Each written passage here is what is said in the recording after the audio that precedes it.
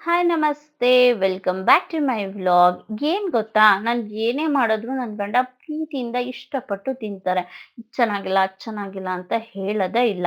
But ನಾನು ಅಡ್ಗೆಲ್ ವ್ಯತ್ಯಾಸ ಮಾಡಿದ್ರೆ ಹೇಳ್ತಾರೆ. ಬಟ್ ಯಾವ್ದ್ರಲ್ಲೇ ಏನೇ ಮಾಡ್ಕೊಟ್ರುನು ಹೊಸ್ದಾಗಿ ಏನಾದ್ರು ಟ್ರೈ ಮಾಡಿದ್ದೀನಿ ಅಂತ ತಿಂತಾರೆ. ಅದ್ ಚೆನ್ನಾಗಿದ್ರೆ ರಿವ್ಯೂ ತುಂಬಾ ಚೆನ್ನಾಗಿದೆ ಅಂತ ಹೇಳ್ತಾರೆ.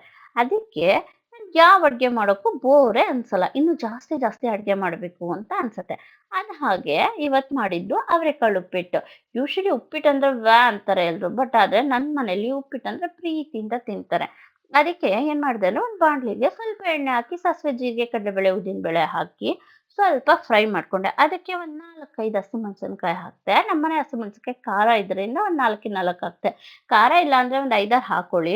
ಒಂದ್ 2ರಿಂದ 3 ಈರುಳ್ಳಿ ಹಾಕಿದೀನಿ. ಯಾಕಂದ್ರೆ ನಮ್ಮ ಮನೆಯವ್ರು ಈರುಳ್ಳಿ ತುಂಬಾ ತಿಂತಾರೆ. ಹಂಗಾಗಿ ಈರುಳ್ಳಿ ಒಂದ್ 3 ಈರುಳ್ಳಿನ ಹಾಕಿದೀನಿ. ಸ್ವಲ್ಪ ಶುಂಠಿನ ಹಂಗೆ ದಪ್ಪ ದಪ್ಪಗ್ ಜಜ್ಜಿ ಹಾಕ್ದೆ. ಯಾಕಂದ್ರೆ ಫ್ಲೇವರ್ ಬೇಕಲ್ಲ. ತುಂಬಾ ಸಣ್ಣಗ್ ಜಜ್ಜಿ ಹಾಕ್ಬಿಟ್ರೆ ತಿನ್ನಕ್ಕೆ ಸಿಗಲ್ಲ. ಅದಕ್ಕೋಸ್ಕರ ದಪ್ಪ ದಪ್ಪಗ್ ಜಜ್ಜಿ ಹಾಕಿ, ಇದೇನಪ್ಪಾ ಅವರೆಕಾಳು ಉಪ್ಪಿಟ್ಟು ಅಂತ ಹೇಳ್ಬಿಟ್ಟು ಆಲೂಗೆಡ್ಡೆ ಬೀನ್ಸು ಹಾಕಿದೀನಿ ಅಂತನಾ? ಯೂಶಲಿ ಆಲೂಗೆಡ್ಡೆ ಬೀನ್ಸೋ ಇಲ್ಲ ಆಲೂಗೆಡ್ಡೆ ದಪ್ಪ ಮೆಣಸಿನಕಾಯಿನೋ ಹಾಕಿದ್ರೆ ತುಂಬಾ ಚೆನ್ನಾಗಿರತ್ತೆ ಅವರೆಕಾಳು ಉಪ್ಪಿಟ್ಟಿಗೆ.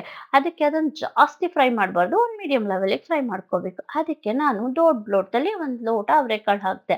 ನಾನ್ ಎಷ್ಟು ರವೆ ತಗೊಂಡಿದ್ದೀನಿ ಅದ್ರ 2ರಷ್ಟು ಅವರೆಕಾಳು ಹಾಕ್ತೀನಿ. ತುಂಬಾ ಚೆನ್ನಾಗಿರತ್ತೆ ಅಂತ. ಅದಕ್ಕೆ 1 ಲೋಟ ರವೆಗೆ ನಾನು 3 ಗ್ಲಾಸ್ ನೀರ್ ಹಾಕಿದ್ದೀನಿ. 3ರಿಂದ ಸ್ವಲ್ಪ ಜಾಸ್ತಿ ಹಾಕಿದ್ರು ನಡೆಯುತ್ತೆ. ಅವರೆಕಾಯಿ ಬೇಯಬೇಕಲ್ವಾ? ನಾನ್ ತಗೊಂಡಿದ್ದು ಎಳೆ ಅವರೆಕಾಯಿ. ಹಂಗಾಗಿ 3 ಲೋಟ ಸಾಕು ಅನ್ನಿಸ್ತು.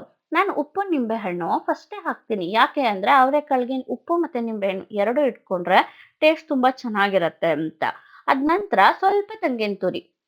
ತೆಂಗಿನಕೊತ್ತೆ ಹಾಕಿದಷ್ಟುನು ತುಂಬಾ ಚೆನ್ನಾಗಿರತ್ತೆ, ಟೇಸ್ಟ್ ಬರುತ್ತೆ ಅಂತ.